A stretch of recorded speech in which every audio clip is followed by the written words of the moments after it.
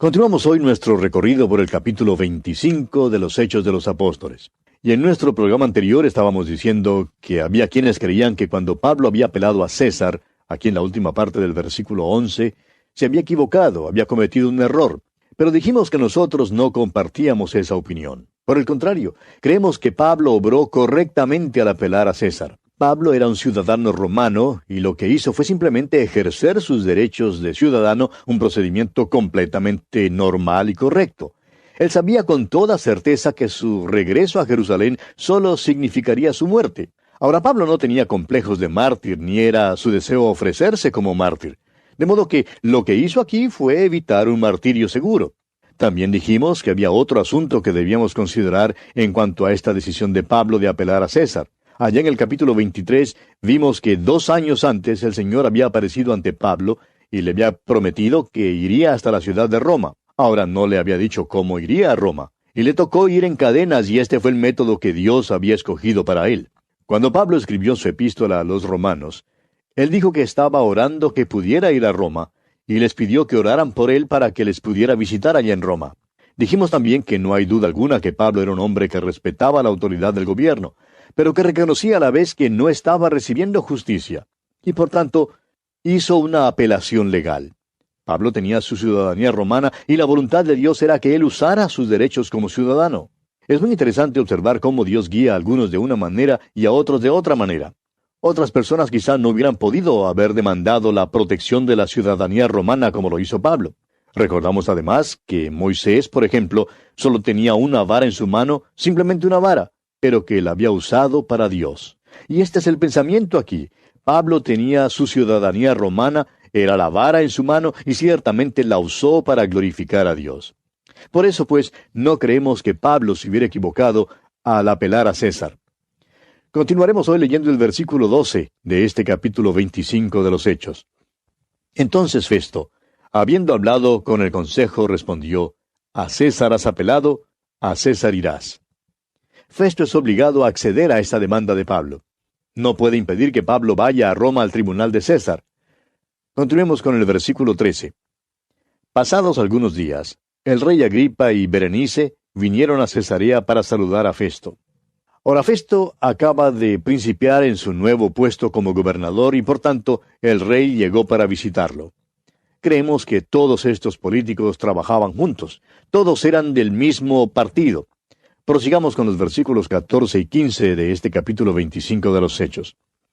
Y como estuvieron allí muchos días, Festo expuso al rey la causa de Pablo, diciendo: Un hombre ha sido dejado preso por Félix, respecto al cual, cuando fui a Jerusalén, se me presentaron los principales sacerdotes y los ancianos de los judíos, pidiendo condenación contra él. Agripa y Berenice se quedaron allí por mucho tiempo, pues dice textualmente muchos días. Pero parece que por fin no había más de qué hablar. Aún a un rey y a un gobernador, por fin se le acaban las cosas de qué hablar. De modo que, después de un momento de silencio, creemos que Festo le dijo a Agripa: te debo hablar acerca de un preso que tenemos aquí. Se trata de un caso algo extraño. Su nombre es Pablo el apóstol y fue arrestado y traído acá por Félix. Pues no sé qué debo hacer con él, salvo que ahora ha apelado a César. Me gustaría que tú lo conozcas. Y continúa Festo hablando aquí en el versículo 16 de este capítulo 25 de los Hechos, y le dice a Agripa: A estos respondí que no es costumbre de los romanos entregar a alguno a la muerte antes que el acusado tenga delante a sus acusadores y pueda defenderse de la acusación. Quisiéramos dirigir su atención hacia esto por un momento, amigo oyente. A veces creemos que la ley romana no era justa porque hemos visto cómo erró en el caso del Señor Jesucristo y también en el caso del apóstol Pablo. Pero estos errores no se debieron a la ley misma, sino a los políticos malvados y pícaros. Todavía operamos hoy en día bajo muchos de los principios de la ley romana, según la cual no se podía sentenciar a muerte a ningún hombre, sino hasta cuando hubiera sido traído a la presencia de sus acusadores y hasta cuando la acusación en su contra hubiera sido comprobada. Aquí vemos pues que esta ley no había sido aplicada en el caso del apóstol Pablo porque Félix y Festo estaban valiéndose de la política para lograr sus propios designios y ambiciones personales. Y continúa Festo hablando al rey Agripa y le dice aquí en los versículos 17 al 19 de este capítulo 25 de los Hechos: Así que, Habiendo venido ellos juntos acá, sin ninguna dilación, al día siguiente, sentado en el tribunal, mandé traer al hombre. Y estando presentes los acusadores, ningún cargo presentaron de los que yo sospechaba, sino que tenían contra él ciertas cuestiones acerca de su religión y de un cierto Jesús ya muerto, el que Pablo afirmaba estar vivo. Ahora, note usted que el punto en cuestión, amigo oyente, siempre es el mismo. Es la resurrección. Y aquí vemos una vez más que Pablo había testificado en cuanto a la resurrección de Jesucristo a fin de que Festo supiera de ella. Y continúa Festo hablando y dice aquí en los versículos 20 al 22, yo, dudando en cuestión semejante, le pregunté si quería ir a Jerusalén y allá ser juzgado de estas cosas. Mas como Pablo apeló para que se le reservase para el conocimiento de Augusto, mandé que le custodiasen hasta que le enviara yo a César. Entonces Agripa dijo a Festo, yo también quisiera oír a ese hombre. Y él le dijo, mañana le oirás. En realidad, amigo oyente, Festo aquí estaba en una situación difícil. La acusación lanzada contra Pablo era la de sedición, y si era culpable debía morir. Pero no había pruebas de que había cometido crimen alguno. Ahora Pablo ha apelado a César. ¿Qué va a hacer uno con un preso así como este? Por tanto, Festo le pide al rey Agripa que le ayude. Ahora creemos que Agripa ya había oído hablar acerca de Pablo y que, en verdad, estaba ansioso de escucharle. Quería saber más en cuanto a las acusaciones y quería oír lo que Pablo tenía que decir, de modo que fijaron una audiencia. Es interesante ver cómo esta audiencia fue arreglada para Pablo ante un rey y un gobernador. Y al concordar en esto, estaban cumpliendo la profecía del Señor, aunque no se daban cuenta de eso. Pablo tenía que comparecer ante reyes porque el Señor había dicho eso. Continuemos ahora leyendo el versículo 23 de este capítulo 25 de los Hechos, y dice, al otro día, viniendo Agripa y Berenice con mucha pompa, y entrando en la audiencia con los tribunos y principales hombres de la ciudad, por mandato de Festo fue traído Pablo. ¡Qué escena! La escena es dramática con una gran pompa y ceremonia. Pablo aparece en cadenas ante esta compañía majestuosa de soberanos y reyes. Festo le pide a Agripa que le ayude a inventar un cargo contra Pablo para enviarlo a César. Pablo se sirve de esta oportunidad para predicar uno de los más grandes sermones jamás registrados. Este sermón lo estudiaremos ahora al comenzar el capítulo 26, pero leamos los últimos versículos de este capítulo 25 de los Hechos, los versículos 24 al 27. Entonces Festo dijo, Rey Agripa, y todos los varones que estáis aquí juntos con nosotros, aquí tenéis a este hombre, respecto del cual toda la multitud de los judíos me ha demandado en Jerusalén y aquí, dando voces que no debe vivir más. Pero yo, hallando que ninguna cosa digna de muerte ha hecho, y como él mismo apeló a Augusto, he determinado enviarle a él. Como no tengo cosa cierta que escribir a mi señor, le he traído ante vosotros, y mayormente ante ti, oh rey Agripa, para que después de examinarle, tenga yo que escribir. Porque me parece fuera de razón enviar un preso y no informar de los cargos que haya en su contra. Como usted ve, amigo oyente, Festo se encuentra ahora en una situación bastante difícil. Y así concluye el capítulo 25 de los Hechos. Llegamos ahora al capítulo 26. Y en este capítulo 26 tenemos el testimonio de Pablo ante el rey Agripa. Este testimonio de Pablo no es una defensa de sí mismo. Es una declaración del Evangelio con el fin manifiesto de ganar para Cristo al rey Agripa y a los otros que están presentes. Esta es una escena dramática, y este capítulo es una de las más grandes obras literarias, ya sea del campo secular o religioso. Esperamos pues que usted, amigo oyente, escuche de una manera muy especial este capítulo 26 de los Hechos.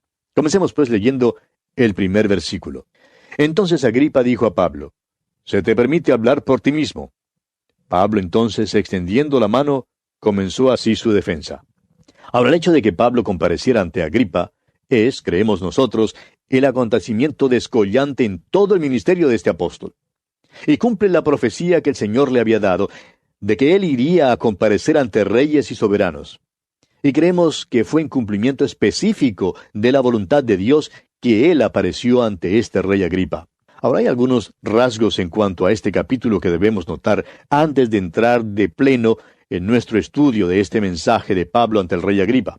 En primer lugar, deseamos dejar en claro el hecho de que este no es el juicio de Pablo. Pablo no está haciendo ninguna defensa ante Agripa. Está predicando el Evangelio. En vista del hecho que este gran apóstol ha apelado a César, ni siquiera el rey Agripa tenía la autoridad para condenarle y tampoco estaba en manos del gobernador Festo de ninguna manera. El último versículo de este capítulo 26 revela la verdad de lo que acabamos de decir. Dice el versículo 32, y Agripa dijo a Festo, ¿podía este hombre ser puesto en libertad si no hubiera apelado a César? Ya no tenían poder para condenarlo. Pero por otra parte, tampoco le podían poner en libertad. Estaban prácticamente imposibilitados.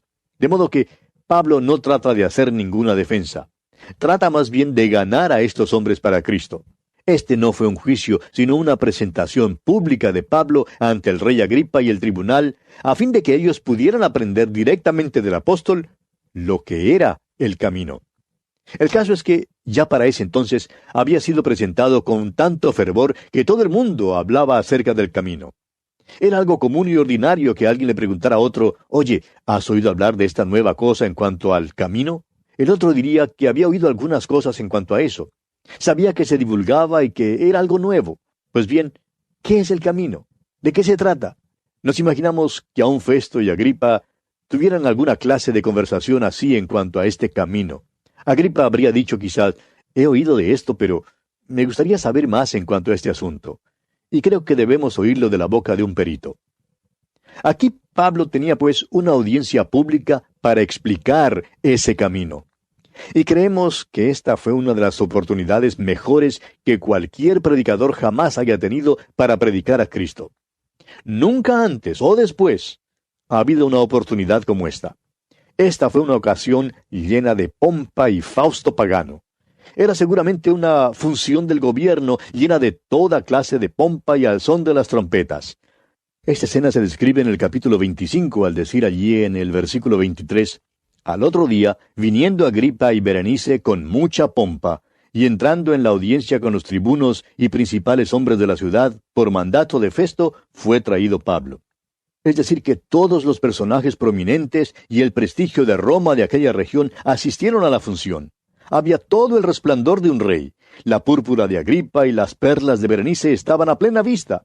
Los selectos y los selectos, los intelectuales y los avesados en las cosas del mundo, todos habrían llegado luciendo sus trajes de etiqueta. Estamos seguros que allí habría la majestuosidad, ostentación, dignidad y la pompa que solo Roma podría lucir en aquel entonces. Esperamos que de alguna manera podamos imaginarnos esta escena que tenemos ante nosotros al escuchar el mensaje de Pablo. Tenemos esta reunión primorosa con un solo propósito, y es el de oír lo que tiene que decir este preso notable. Su nombre es Pablo, el apóstol. Él es el que ha viajado ya por muchas partes del Imperio Romano, ciertamente por toda su región oriental. Ha estado predicando acerca del camino. ¿Y qué es el camino? Bueno, el camino es una persona. Leemos allá en el Evangelio según San Juan, capítulo 14, versículo 6, las palabras del mismo Señor Jesús cuando dijo, «Yo soy el camino y la verdad y la vida». Ahora, cuando se abre la puerta de aquella gran sala del trono, un preso en cadenas es introducido a esta escena dramática. Está vestido de ropa de preso y permanece encadenado entre dos guardias. En cuanto a su apariencia personal, pues no es nada impresionante. Este es el hombre que enseña y predica la muerte, la sepultura y la resurrección de Cristo a favor de los hombres, porque eran pecadores y necesitan un Salvador. Este es el que bien puede hablar con autoridad acerca de aquel nuevo camino. Y sin duda, todos escucharon a este hombre porque sabía cómo hablar y porque era un hombre inteligente. La luz del cielo estaba en su rostro. Ya no es Saulo de Tarso, sino Pablo el apóstol. ¡Qué contraste debe haber habido entre Pablo y esa multitud voluble de nobleza que se congregaba allí! Festo contó cómo los judíos habían tratado de matar a Pablo, cómo le aborrecían, y que sin embargo no presentaban ninguna acusación verdadera contra él. Toda esa multitud miró a Pablo, y creemos que él pasó su vista a la multitud también. Ahora, Pablo no es una personalidad centelleante. Algún religioso liberal lo ha llamado el pestífero Pablo. Bueno, es posible que en el Imperio Romano eso también era lo que pensaban de él. Recuerde usted que el Señor Jesús había dicho allá en el capítulo 15 del Evangelio según San Juan, versículo 18, «Si el mundo os aborrece, sabed que a mí me ha aborrecido antes que a vosotros». Este hombre, pues, es fiel al Señor Jesús y por tanto el mundo le aborrecerá. Francamente, no creemos que Pablo era atractivo físicamente. Sin embargo, tenía la clase dinámica de atracción que la gracia de Dios le da a un hombre. El Espíritu Santo le dio las energías que necesitaba. El famoso evangelista del siglo pasado, Dwight L. Moody, solía contar la historia siguiente. Decía Moody que, una vez mientras estaba sentado en un balcón, oyó predicar a un predicador no muy conocido. Moody era solo un joven en aquel entonces, y el predicador era un señor llamado Enrique Barley. Quizá no era un gran predicador de gran renombre. Dudo inclusive que usted haya escuchado su nombre antes, pero en su sermón el señor Barley dijo las palabras siguientes. Al mundo todavía le hace falta ver lo que Dios puede hacer por medio de un hombre que se haya entregado completamente a él. Moody en su mocedad se dijo cuando oyó estas palabras, mediante la gracia de Dios, yo quiero ser ese hombre. Ahora yo diría que Moody sí fue ese hombre. Pero cuando Moody estaba moribundo, esto fue lo que dijo, escuche usted. Cuando yo era joven, oí decir a un señor Enrique Barley que al mundo le hacía falta todavía ver lo que Dios haría por un hombre que se hubiera entregado completamente a él. Y yo resolví ser ese hombre.